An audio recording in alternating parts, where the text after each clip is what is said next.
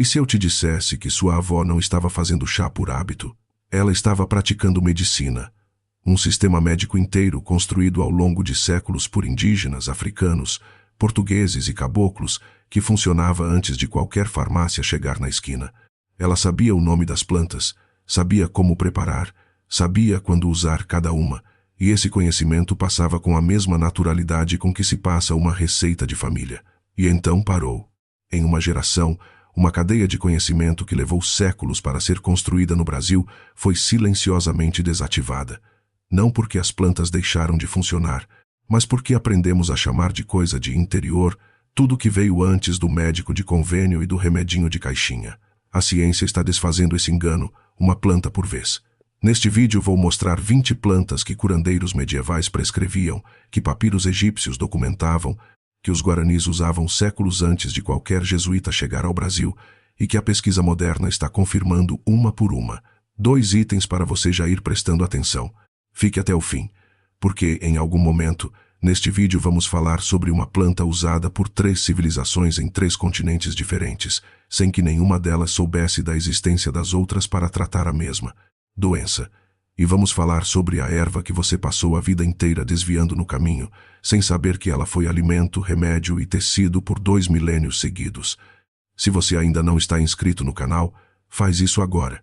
Clica no botão de inscrição e ativa o sininho porque o que vem a seguir vai mudar a forma como você olha para o que cresce no seu quintal. Vamos começar. Aqui estão 20 plantas medicinais esquecidas, ranqueadas das mais surpreendentes às absolutamente indispensáveis. Número 20. Alho selvagem, o antibiótico que veio antes do alho. Antes do alho cultivado dominar as cozinhas e as farmácias populares, suas variedades selvagens eram a forma padrão de medicina antimicrobiana em toda a tradição folclórica europeia e asiática. Herbalistas celtas, curandeiros eslavos e médicos árabes medievais prescreviam o alho selvagem para infecções respiratórias e intestinais. O nome europeu mais comum é alho dos ursos e não é acidental. Os ursos que saíam da hibernação eram observados buscando ativamente essas plantas, e as comunidades rurais interpretaram esse comportamento como orientação. O animal mais forte da floresta sabia o que comer para se recuperar. A ciência confirma o instinto do urso. O alho selvagem contém os mesmos compostos antimicrobianos do alho, cultivado em concentrações comparáveis ou maiores, além de substâncias com ação anti-inflamatória que seguem o mesmo caminho de anti-inflamatórios, modernos, mas sem o custo para o estômago, consumido cru em saladas na primavera ou em infusão com as folhas. A janela de colheita é curta, o que historicamente tornava seu uso intencional. O alho selvagem desapareceu da memória quando o alho cultivado foi industrializado e colocado em todo o supermercado. Mais fácil, mais barato e, no processo, perdemos o hábito de buscar a forma que a natureza produziu primeiro. Número 19. Manjerona. A prima esquecida que era mais importante que o orégano. Na medicina medieval europeia, a manjerona era prescrita com uma frequência que o orégano nunca alcançou. Era a erva do sistema nervoso, indicada para ansiedade, insônia e o que os médicos medievais chamavam de melancolia, o que hoje reconhecemos como estresse crônico.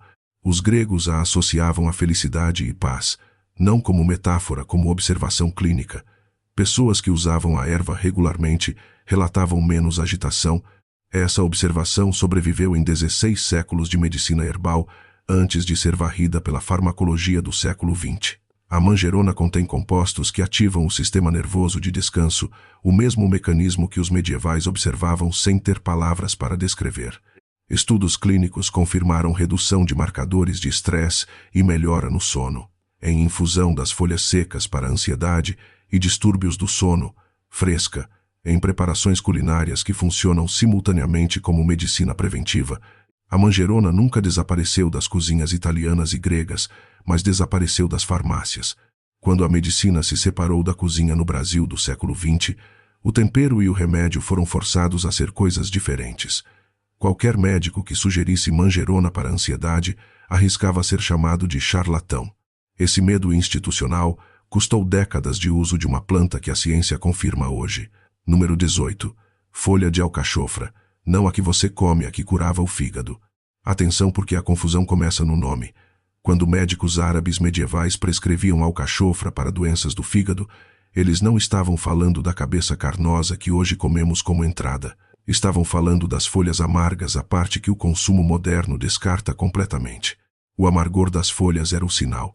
A medicina medieval usava o amargor como marcador de atividade hepática, e essa observação estava correta. As folhas estimulam a produção de bile e protegem o fígado de forma documentada. Ensaios clínicos mostraram redução em marcadores de gordura hepática e melhora na digestão de gorduras. Extrato das folhas secas em cápsula ou tintura, infusão das folhas para suporte digestivo após refeições pesadas. Quando a alcachofra chegou ao Brasil como cultura alimentar, trouxe só a cabeça à parte que se come. A folha amarga, com o maior valor terapêutico, ficou para trás. Hoje é vendida em cápsula importada a preço de suplemento premium, quando poderia estar no quintal. Número 17. Carqueja. A erva amarga que o Cerrado preservou. A carqueja não tem registro nos papiros egípcios nem nos herbais europeus, porque ela é sul-americana. Mas tem algo que vale mais. Uso contínuo e documentado por comunidades rurais brasileiras desde pelo menos o século XVIII. O naturalista europeu Saint-Hilaire, percorrendo o interior do Brasil no início do século XIX, ficou impressionado com a consistência do conhecimento sobre a carqueja entre comunidades sem contato entre si. Mesmo uso, mesma planta, lugares diferentes. Esse padrão é a assinatura do conhecimento empírico real. A ciência confirmou. A carqueja tem ação hepatoprotetora, anti-inflamatória e antiparasitária documentada. O amargo intenso que as populações rurais interpretavam como sinal de potência estavam certos. Chá da parte aérea seca em decocção. Simples assim. A carqueja nunca foi esquecida no interior do Brasil, foi invisibilizada pela medicina oficial, que durante décadas tratou o conhecimento popular rural como superstição sem valor. A validação que chegou nas universidades brasileiras não foi uma descoberta. Foi uma admissão tardia do que as comunidades do Cerrado sabiam sem precisar de artigo publicado. Número 16. Chapéu de couro. O remédio do Cerrado que a medicina oficial ignorou. O chapéu de couro é uma planta aquática das várzeas brasileiras, e seu uso medicinal por comunidades ribeirinhas do Centro-Oeste e Nordeste é anterior à chegada de qualquer farmácia nessas regiões. Curandeiros populares do século XIX prescreviam especificamente para doenças dos rins e inchaço das juntas. O nome popular já é uma descrição precisa. As folhas grandes e coriáceas emergem da água como chapéus boiando. Esse tipo de nomenclatura, que descreve a aparência para facilitar a identificação, é característico de sistemas que dependem da transmissão oral e precisam ser inequívocos. Estudos farmacológicos brasileiros confirmaram a ação diurética e anti-inflamatória. Infusão ou decocção das folhas secas, uso interno para suporte renal, uso externo em cataplasma para inflamações articulares. O chapéu de couro é um caso emblemático do que acontece com o conhecimento das regiões que o Brasil oficial sempre tratou como periféricas. A pesquisa etnobotânica está chegando agora, com atraso, para documentar o que as comunidades locais nunca esqueceram. Número 15. Espinheira Santa. O presente das matas que os guaranis preservaram. Os guaranis chamavam a espinheira santa de espinho sagrado das matas, e esse nome chegou aos jesuítas, que documentaram o uso indígena no século XVII. Descrita por missionários como remédio universal para problemas gástricos e úlceras, a planta foi uma das primeiras pontes entre o conhecimento indígena sul-americano e o registro escrito ocidental. O uso guarani era específico, não era chá para qualquer dor de estômago, era prescrito para dores que persistiam, para o que hoje reconhecemos como úlcera péptica. Essa especificidade é marcador de conhecimento real. Ensaios clínicos brasileiros confirmaram redução significativa em sintomas de gastrite e úlcera. O mecanismo é proteção da mucosa gástrica, exatamente o que os guaranis observavam como proteção do estômago, sem ter vocabulário para descrever a bioquímica. Infusão das folhas secas, especialmente antes das refeições, amplamente disponível em ervanárias brasileiras. A espinheira santa foi validada pela ciência formal, registrada como fitoterápico pela Anvisa, e mesmo assim continua sendo subutilizada. O sistema de saúde continua prescrevendo omeprazol como primeira linha para gastrite, enquanto uma planta nativa, barata, com evidência clínica e sem os problemas do uso prolongado, fica na prateleira da ervanária sem receita médica. Número 14. Guaco. O antídoto indígena que a farmacologia confirmou.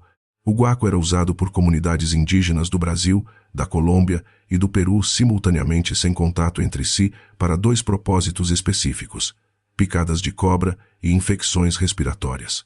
Essa convergência independente foi documentada por naturalistas europeus do século XVIII e XIX, incluindo von Martius, durante a expedição científica ao Brasil de 1817.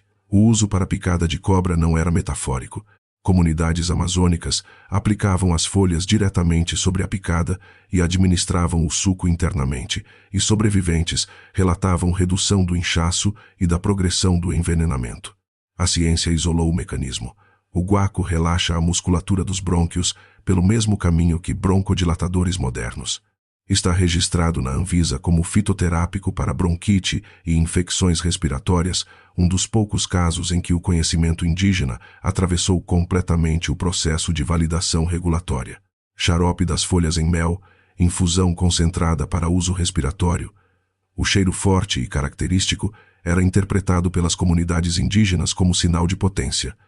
A química confirma. Para cada guaco que chegou ao registro oficial, dezenas de plantas com uso indígena documentado continuam esperando financiamento de pesquisa que nunca vem. Enquanto isso, laboratórios europeus e americanos patenteiam compostos extraídos das mesmas plantas que os povos originários usam há séculos. Número 13. Angélica, a raiz que sobreviveu à peste negra. Durante os surtos de peste negra do século XIV, monges beneditinos e franciscanos começaram a prescrever a raiz de angélica como proteção e tratamento. A planta entrou nos herbais europeus do século XV, com reputação de dádiva contra a pestilência. O nome científico, arcangélica, não é decorativo, reflete a crença de que a planta havia sido revelada por intervenção divina precisamente durante a crise da peste. Isso era, na prática, ciência observacional. Os monastérios medievais eram os hospitais da Europa. Monges documentaram o que funcionava não por misticismo, mas porque eram os únicos que estavam sistematicamente observando o que curava e o que não curava.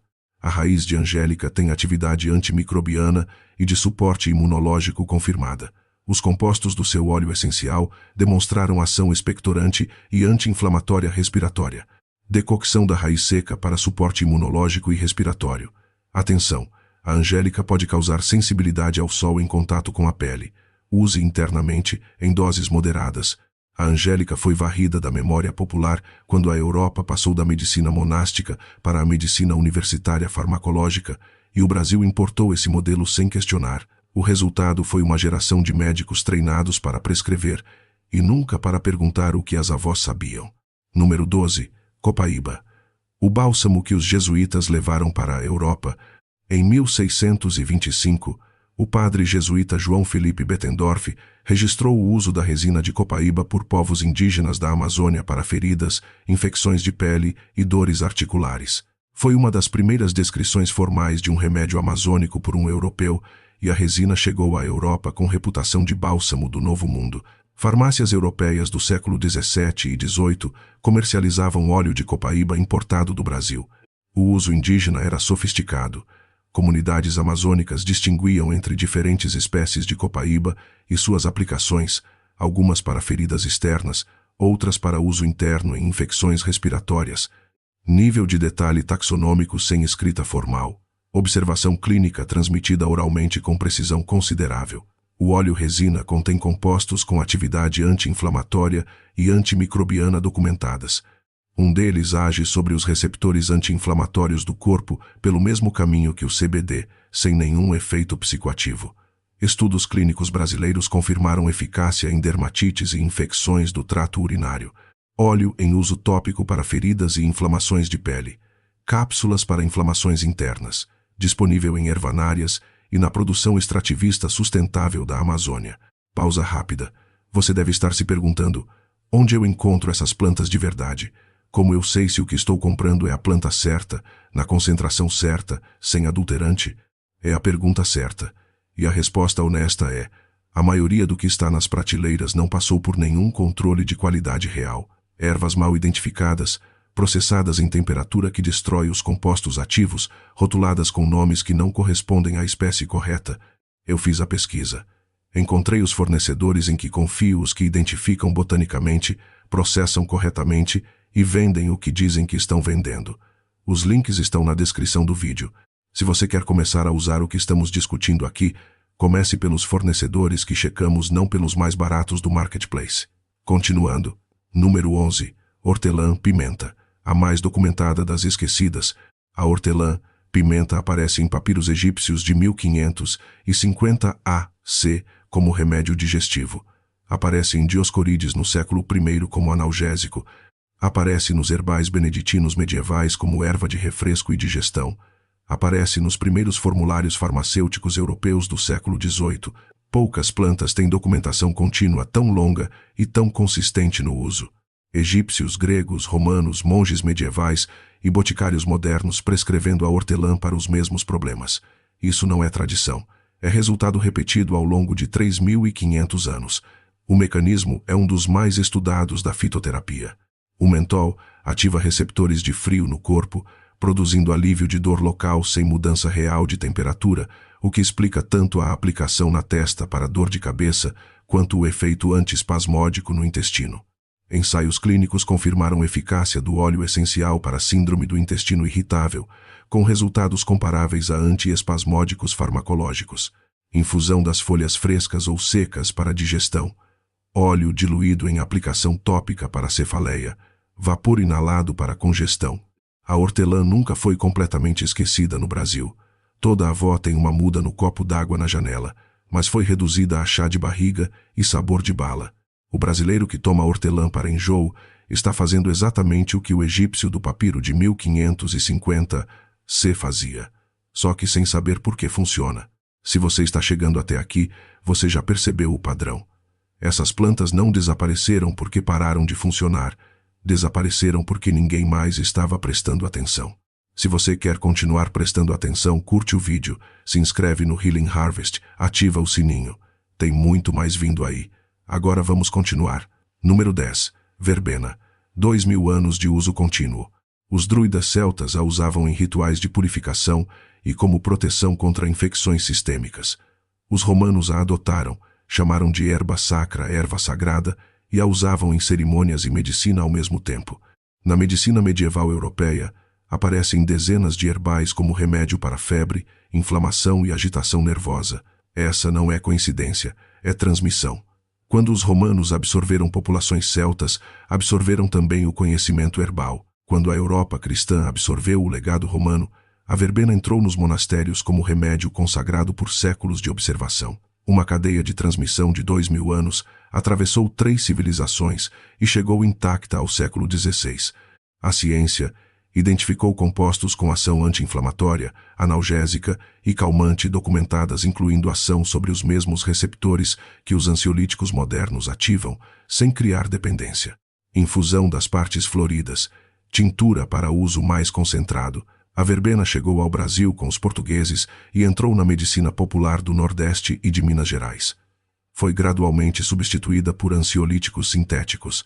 Quando a indústria farmacêutica chegou ao interior brasileiro no século XX, trouxe remédios que criavam dependência e deixavam de funcionar quando parados. A verbena não cria dependência. Esse detalhe nunca foi conveniente para destacar. Número 9. Cavalinha. O remédio que árabe e nativo-americano prescreviam sem se conhecer. Ibn Sina, o médico árabe medieval, cujos textos foram usados nas universidades europeias por 600 anos, prescrevia extrato de cavalinha especificamente para problemas renais e de bexiga. Ao mesmo tempo, comunidades nativas norte-americanas usavam a cavalinha para os mesmos propósitos: inflamação renal, inchaço, pedras, sem contato histórico, mesma planta, mesmo uso. A cavalinha tem 300 milhões de anos de existência. É uma das plantas mais antigas do planeta e parece ter revelado sua utilidade a todo o sistema médico que a encontrou. É excepcionalmente rica em sílica orgânica, o mineral que o corpo usa para construir colágeno e fortalecer tecido conjuntivo, além de flavonoides com atividade diurética e anti-inflamatória renal confirmada em ensaios clínicos. Decocção das partes aéreas secas para uso diurético e suporte articular, em pó para uso tópico em feridas com dificuldade de cicatrização. A cavalinha cresce espontaneamente em praticamente todo o Brasil, beira de córrego, terreno úmido, margem de lavoura. Por décadas foi tratada como planta invasora e eliminada com herbicida. Hoje está sendo redescoberta pela fitoterapia brasileira, mas cresce de graça em todo lugar como sempre cresceu. Número 8. Arruda, a erva sagrada de 3 civilizações. Os gregos a prescreviam como antídoto para venenos. Os romanos a usavam como antiespasmódico. Plínio menciona seu uso por pintores e artesãos para preservar a visão após trabalho prolongado. A medicina árabe medieval incorporou os usos greco-romanos e adicionou aplicações para espasmos intestinais. Durante a Renascença, aparecia tanto nos jardins de monastérios quanto nos de palácios. Isso não é folclore acumulado. É observação clínica repetida por civilizações diferentes, chegando ao mesmo resultado. A arruda contém rutina, um composto com ação documentada sobre vasos sanguíneos e efeito antiespasmódico, além de substâncias antimicrobianas e antifúngicas. A atividade sobre musculatura lisa confirma exatamente o efeito antiespasmódico que romanos e árabes observavam. Infusão moderada das folhas para espasmos e digestão. Atenção! A arruda é contraindicada na gravidez, contém compostos com atividade uterina documentada. No Brasil, a arruda nunca foi completamente esquecida, mas foi deslocada. Saiu da medicina e entrou no misticismo popular. Hoje é mais conhecida como planta de proteção espiritual do que como remédio com compostos ativos documentados. Esse deslocamento não foi acidental. Quando a medicina oficial descartou o conhecimento popular como superstição, o conhecimento não desapareceu. Ele migrou para o único espaço que a medicina oficial não controlava. A arruda virou proteção contra mal-olhado porque ninguém mais estava autorizado a chamá-la de remédio. Número 7. Malva, a erva dos pobres que sobreviveu a tudo. Era cultivada pelos egípcios como alimento e remédio. Os gregos a comiam em saladas e a prescreviam para inflamações. Catão, o Velho, no século II a.C., a descreve como remédio doméstico essencial para qualquer família romana. Na Europa medieval, era chamada de erva dos pobres não como insulto, mas como descrição. Era o remédio que qualquer família sem recursos podia cultivar e usar. Que uma planta tenha sido usada por egípcios, gregos, romanos e camponeses medievais, sem interrupção como alimento e como remédio, é um marcador extraordinário. A malva não precisava de médico para ser prescrita. Crescia em qualquer quintal, qualquer beira de estrada, e exatamente por isso sobreviveu quando ervas mais raras foram sendo esquecidas. A malva contém mucilagens em concentração excepcional, substâncias que formam uma camada protetora sobre mucosas irritadas, explicando o uso histórico para garganta inflamada, gastrite e irritação intestinal. Estudos confirmaram atividade anti-inflamatória e imunomoduladora relevante. Infusão das flores e folhas para inflamações de mucosa, gargarejo para garganta, compressas para irritações de pele. A flor roxa é comestível, pode entrar em saladas como fazia Catão há 2000 anos. No Brasil, a malva é uma das plantas que melhor ilustra o paradoxo do conhecimento popular. Todo mundo reconhece, muita gente usa e quase ninguém sabe por que funciona. Está em quintais de norte a sul, cresce em calçadas de bairros periféricos, é vendida em feiras livres de todo o país, mas foi reclassificada como erva de pobre e no Brasil, tudo que é associado à pobreza é automaticamente suspeito de ser menos eficaz. O preconceito de classe apagou a ciência antes que a ciência chegasse para confirmar o que a experiência já sabia. Número 6. Melissa. 800 anos nos jardins dos monastérios. Carlos Magno, no ano 812, decretou formalmente o cultivo da melissa em todos os jardins imperiais. Não foi um gesto simbólico, foi uma política de saúde pública medieval.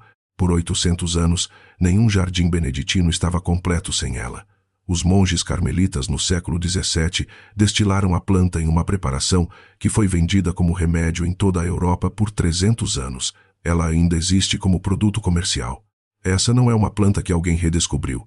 É uma planta que nunca parou de funcionar. A melissa bloqueia a enzima que destrói o sinal de calma no cérebro, o mesmo mecanismo que os benzodiazepínicos ativam, mas sem criar dependência. Ensaios clínicos confirmaram redução de ansiedade, melhora no sono e diminuição de marcadores de estresse. O ácido rosmarínico presente na melissa também demonstrou atividade antiviral contra herpes labial, o que a tradição popular conhecia como erva para aftas, sem saber o mecanismo. Infusão das folhas frescas ou secas para ansiedade e insônia. Aplicação tópica do extrato para herpes labial. A melissa chegou ao Brasil com os jesuítas e os colonizadores portugueses. Por séculos foi o chá da noite no interior brasileiro, a erva cidreira que a avó fazia quando alguém não conseguia dormir. Depois virou ansiolítico sintético. Depois virou benzodiazepínico. E o Brasil criou uma das maiores populações de usuários crônicos de ansiolíticos do mundo, enquanto a erva cidreira continuava crescendo no quintal, fazendo a mesma coisa sem criar dependência, sem precisar de receita, sem custar nada. Número 5. Funcho. A receita do papiro que ainda funciona. O funcho aparece no papiro de Ebers, o mais extenso documento médico do Egito Antigo, datado de 1550 a.C., como remédio para cólicas. A mesma prescrição, com a mesma planta, para o mesmo problema, aparece em Dioscorides 1500 anos depois, e nos herbais medievais europeus outros 1000 anos depois. 3.500 anos de uso contínuo e consistente para o mesmo problema específico. Os romanos iam além. Comiam o funcho antes de refeições pesadas como digestivo preventivo. Gladiadores consumiam a planta para força e clareza mental antes de combates. Carlos Magno incluiu o funcho na lista de plantas obrigatórias nos jardins imperiais, reconhecendo que era ao mesmo tempo alimento e medicina, e que essa distinção era artificial. Os compostos do funcho têm atividade antiespasmódica sobre a musculatura gastrointestinal documentada. Ensaios clínicos confirmaram eficácia do extrato para cólica infantil comparável a medicamentos convencionais, sem os efeitos adversos associados. Infusão das sementes esmagadas para digestão e cólica. As sementes mastigadas após refeições como os romanos faziam. As folhas frescas ensaladas como alimento remédio diário. No Brasil, o funcho chegou com os imigrantes italianos e alemães do sul como erva doce e foi progressivamente reduzido a tempero culinário. Quando a medicina oficial exigiu que comida e remédio fossem coisas separadas, a função medicinal foi a que perdeu. Comer funcho depois do almoço deixou de ser prescrição e virou só hábito, e depois o hábito também foi embora. Número 4. Bardana. O purificador do sangue de Hildegard. Hildegard von Bingen, a abadesa beneditina do século XII, que produziu os textos médicos mais sofisticados da Europa medieval, prescrevia bardana consistentemente para problemas de pele que vinham de dentro. Sua precisão diagnóstica era notável. Ela distinguia entre problemas de pele de origem externa e interna, e para os internos, prescrevia bardana. Essa distinção que a medicina convencional redescobriu no século XX como eixo intestino-pele estava em Hildegard 800 anos antes. A bardana tinha usos paralelos na medicina chinesa e na ayurvédica para problemas similares de pele e calor interno. 3 tradições sem conexão. Mesma planta, mesmo diagnóstico. A bardana contém inulina, um prebiótico que alimenta as bactérias benéficas do intestino, além de compostos com atividade hepatoprotetora e anti-inflamatória documentadas. A conexão entre suporte ao microbioma intestinal e melhora em condições inflamatórias de pele valida precisamente o que Hildegard descrevia como purificação do sangue. A linguagem mudou, o mecanismo é o mesmo. Decocção da raiz seca para suporte hepático e dérmico. No Japão, a raiz de bardana é alimento cotidiano chamado gobo.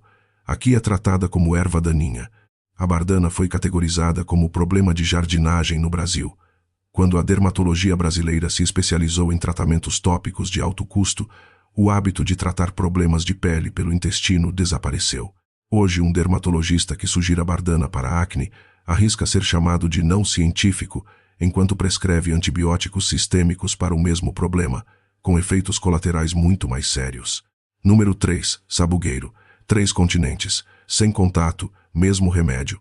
Na Europa, aparece nos escritos de Hipócrates como remédio para febre e inflamação, e nos herbais medievais como árvore da medicina popular. Na América do Norte, comunidades Cherokee, Iroquois e Ojibwe usavam o sabugueiro para as mesmas indicações: febre, infecção respiratória, inflamação, sem qualquer contato com a tradição europeia. Na África subsaariana, espécies próximas do mesmo gênero aparecem em sistemas medicinais tradicionais para os mesmos propósitos. Quando uma planta é usada para os mesmos fins por culturas em 3 continentes que nunca se comunicaram, isso não é coincidência cultural. É observação empírica convergente. As 3 civilizações chegaram à mesma conclusão de forma independente porque a planta produz o mesmo efeito visível, e esse efeito é consistente o suficiente para ser observado, registrado e transmitido por gerações. Ensaios clínicos randomizados confirmaram redução na duração e na severidade de infecções por gripe em grupos tratados com extrato de sabugueiro. O mecanismo: inibição de uma enzima que o vírus usa para se multiplicar, a mesma enzima que o Tamiflu inibe. Uma planta que 3 civilizações descobriram de forma independente estava fazendo o que o antiviral mais vendido do mundo hoje imita: xarope das flores ou frutas para uso durante infecções virais, infusão das flores para febre e gripe. O sabugueiro nunca foi completamente esquecido nas tradições rurais do sul do Brasil, onde chegou com os imigrantes europeus. O padrão se repete: o conhecimento existe, funciona, é transmitido por gerações, e só recebe atenção quando um estudo publicado em inglês confirma o que a vovó do interior do Rio Grande do Sul já sabia fazer em xarope todo o inverno. Número 2. Calêndula. O curativo dos monastérios medievais. A calêndula era o curativo padrão dos monastérios medievais europeus e não por falta de opções. Os monges escolhiam a calêndula especificamente para feridas, queimaduras e inflamações de pele porque observavam o que ela fazia: cicatrização mais rápida, infecção menos frequente, dor menor. Hildegard von Bingen e Alberto Magno ambos documentaram seu uso no século XII e XIII. Médicos de campo do exército americano durante a Guerra Civil usaram calêndula como antisséptico de emergência 700 anos depois dos monastérios, o mesmo uso. Isso não é coincidência, é resultado. Os compostos da calêndula têm atividade anti-inflamatória e antimicrobiana extensivamente documentada. Ensaios clínicos confirmaram eficácia superior ao óxido de zinco em cicatrização de feridas cirúrgicas. Um dos compostos presentes na flor inibe a inflamação pelo mesmo caminho do ibuprofeno aplicado topicamente, sem os riscos sistêmicos. Óleo macerado das flores para uso em feridas, queimaduras e irritações de pele. Infusão para uso interno como anti-inflamatório suave. Qualquer pessoa pode cultivar no quintal, colher e macerar em azeite em casa do jeito que os monastérios medievais faziam. No Brasil, a calêndula fez o caminho inverso da maioria das plantas desta lista. Em vez de ser esquecida como remédio, foi reposicionada como cosmético premium. Hoje aparece em cremes de farmácia e produtos de skincare importados a preço elevado. O conhecimento não foi perdido, foi privatizado, transformado em produto para quem pode pagar, enquanto a planta continua crescendo de graça para quem sabe o que está olhando. Número 1. Urtiga. A planta que você desviou por toda a vida e não sabia o que estava evitando. Os romanos usavam a urtiga em 2 usos simultâneos. As folhas jovens cozidas eram uma das fontes de ferro mais acessíveis do mundo antigo, alimento para soldados em campanha, e as folhas frescas eram aplicadas diretamente sobre articulações inflamadas para reduzir dor. Medievais europeus teciam fibras de urtiga em tecidos de qualidade comparável ao linho. Comunidades indígenas norte-americanas a usavam para inflamação renal e menstruação. Na Escócia do século XVII, era cultivada sistematicamente para a produção têxtil. Em toda a Eurásia, sem exceção geográfica relevante, a urtiga era parte do sistema de sobrevivência humana, alimento, remédio, tecido, ao mesmo tempo. A ciência confirma cada um desses usos. A urtiga tem compostos com atividade imunomoduladora, anti-inflamatória e de suporte prostático documentadas em múltiplos ensaios clínicos.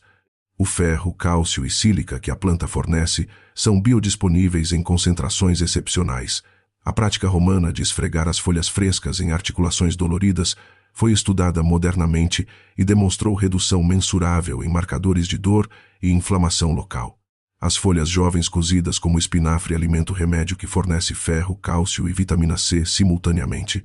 Infusão das folhas secas para suporte renal, articular e anti-inflamatório. Get the real thing. A planta, não o suplemento industrializado.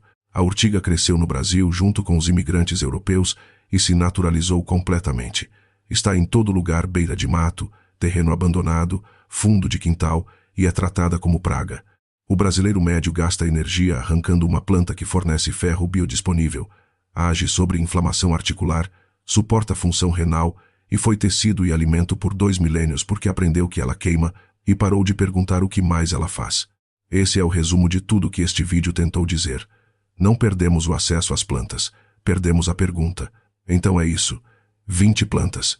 Egípcios, gregos, romanos, monges medievais, guaranis, comunidades ribeirinhas da Amazônia, benzedeiras do sertão, imigrantes do sul do Brasil, todos chegando às mesmas conclusões, usando as mesmas plantas, para os mesmos problemas, sem se conhecer, sem se comunicar, só observando. Às vezes a versão natural realmente é melhor que a cópia sintética, e às vezes a versão sintética existe simplesmente porque a natural não podia ser patenteada. Pense no que você viu aqui. A copaíba, cujos compostos laboratórios internacionais patenteiam enquanto a Amazônia já usa há séculos. A melissa que os monges carmelitas destilavam enquanto o Brasil criava uma das maiores populações de usuários crônicos de ansiolíticos do mundo.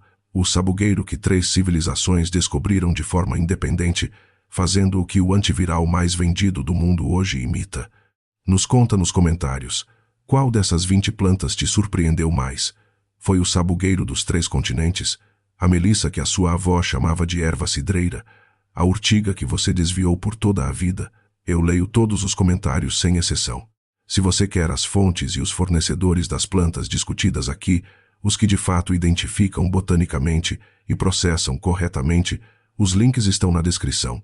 Estamos construindo aqui uma comunidade de pessoas que se recusam a aceitar que o conhecimento ancestral é atraso e que processamento industrial é progresso. A informação não cura ninguém.